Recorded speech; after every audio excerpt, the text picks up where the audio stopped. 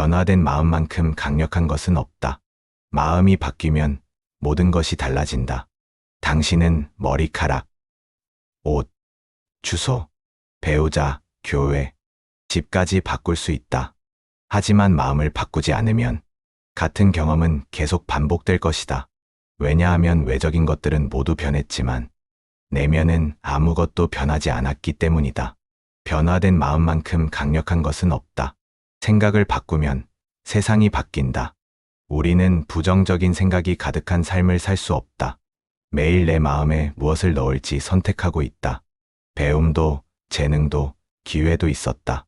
하지만 그들이 가지고 있었던 것은 태도였다. 올바른 태도가 없다면 어떤 기회도, 재능도 결국 다 망가질 것이다. 왜냐하면 그 마음가짐이 잘못되면 모든 기회는 결국 손에 쥘 수 없다.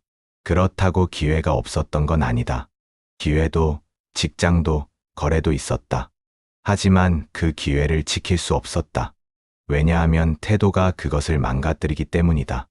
이런 일이 일어난다는 사실을 전혀 몰랐을 것이다. 내 삶의 방향을 바꾸고 싶다면 생각을 바꿔야 한다. 노트를 쓰고 있다면 이 말을 적어라. 내 생각이 내 세상을 만든다. 오늘 내가 있는 곳이 마음에 들지 않다면 생각을 바꾸는 걸 고려해라. 그리고 그게 당신의 삶의 방향을 바꿀 것이다. 어쩌면 오늘 내가 있는 곳은 내 생각이 하나님이 원하시는 곳에 있지 않기 때문일 것이다.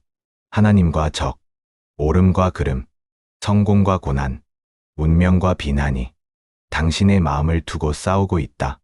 왜냐하면 당신의 마음 속에 당신의 깊은 설정들이 있기 때문이다. 사람이 마음속으로 생각하는 대로 그는 된다. 마음속에서 바꾸지 않으면 인생에서 바꿀 수 없다. 체중을 줄이든 직장을 구하든 충실하고 헌신적인 사람이 되든 정직하고 진실되게 살든 먼저 마음속에서 바꿔야 한다.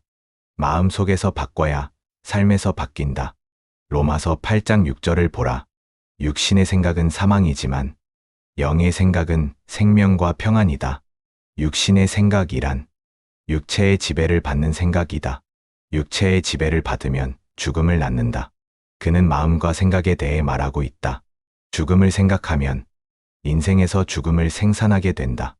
신체적인 죽음이 아니라 만약 내가 내 결혼 생활에 대해 불평만 하고 있다면 결혼 생활에서 죽음을 낳을 것이다. 내가 직장에 대해 불평만 하고 있다면 직장에서 죽음을 낳을 것이다. 내가 왜 해고됐는지 모를 수도 있다. 우리가 마음속에 무엇을 넣느냐가 중요하다. 바울은 육신의 생각은 사망을 낳고 영의 생각은 생명과 평안을 낳는다고 말했다. 하나님은 우리가 생명과 평안을 가지기를 원하신다. 하나님은 우리의 마음에 평안을 주기를 원하신다. 그것이 이루어지려면 하나님의 생각을 내 마음에 담아야 한다. 누가복음 6장에서 예수님은 이렇게 말씀하셨다. 사람이 입으로 말하는 것은 그 마음에서 나온다. 그 마음이 무엇으로 가득 차 있느냐에 따라 말이 나온다. 좋은 사람은 그 마음에 좋은 것이 가득 차 있으면 좋은 것을 말한다. 악한 사람은 그 마음에 악한 것이 가득 차 있으면 악한 것을 말한다. 입은 마음이 가득한 것을 말한다. 다시 말하자면 입은 마음이 가득한 것을 말한다. 우리의 태도는 우리 마음 속에서 일어나는 일을 밖으로 나타내는 것이다. 다시 말하자면 우리의 태도는 우리 마음 속에서 일어나는 일을 밖으로 드러내는 것이다. 그래서 우리는 마음을 지켜야 한다. 잠언 4장 23절에 이렇게 적혀 있다. 모든 것을 지킬 때 마음을 지켜라. 그것이 삶의 방향을 결정한다. 다시 말하자면 마음을 지켜라. 그것이 우리의 태도를 결정한다. 왜 이렇게 말할까? 그 이유는 우리의 태도가 마음에서 나오는 일이기 때문이다. 긍정적인 태도를 가질지 부정적인 태도를 가질지는 사실 선택이다. 자신이 느끼는 대로가 아니라 우리는 태도를 선택할 수 있다. 존 맥스웰은 태도라는 책을 썼다. 그 책의 제목은 승리하는 태도였다. 그는 이렇게 말했다. 태도는 우리의 진짜 자아를 보여주는 선구자이다. 태도의 뿌리는 내면에 있지만 그 열매는 바깥으로 드러난다. 태도는 우리의 가장 좋은 친구이자 가장 나쁜 적이기도 하다. 태도는 우리의 말보다 더 솔직하고 더 일관성 있다. 태도는 사람들을 끌어당기거나 멀어지게 만든다. 태도는 결코 표현되지 않으면 만족하지 않는다. 그리고 이 말은 정말 강력하다. 태도는 우리의 과거의 기록자이며 현재의 말을 전하며 미래의 예언자이다. 태도는 우리의 과거의 기록자이며 현재의 말을 전하며 미래의 예언자이다. 우리의 태도가 성공과 행복을 결정한다.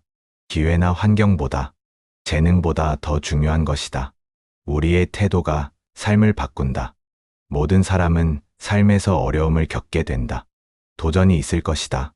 하지만 우리의 태도는 하나님의 인도와 은혜로 어려움을 극복하는 데 도움이 될 것이다. 야고보서 1장 2절을 보면 여러 가지 시험을 만나거든 온전히 기쁘게 여기라.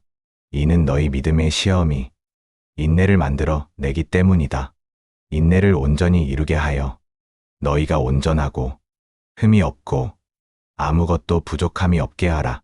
삶이 올바른 방향으로 나가지 않는다면 우리의 태도를 살펴봐야 한다.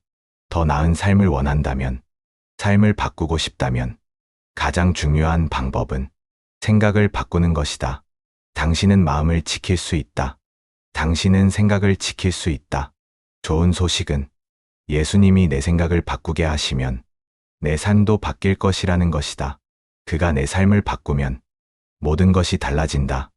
이 세상의 행동과 관습을 본받지 말고 하나님의 방식대로 마음을 새롭게 하여 새로운 사람이 되라.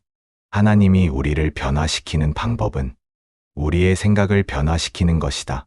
우리는 이제 모든 사람이 어떻게 살고 있는지에 신경 쓰지 말고 하나님이 원하시는 대로 어떻게 생각할지 고민해야 한다. 그는 우리가 세상을 어떻게 보고 어떻게 살아야 하는지를 원하신다.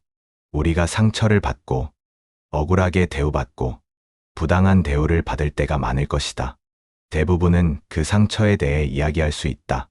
하지만 성경은 우리에게 삶에서 일어난 부정적인 일을 기록하라고 하지 않는다. 성경은 오히려 긍정적인 일들을 기록하라고 말한다. 누구도 부정적인 일들을 기억하게 만들지 않지만 예수님은 우리가 아름다운 일을 기억할 수 있도록 가르친다. 내 삶에서 좋은 일들을 기억하라.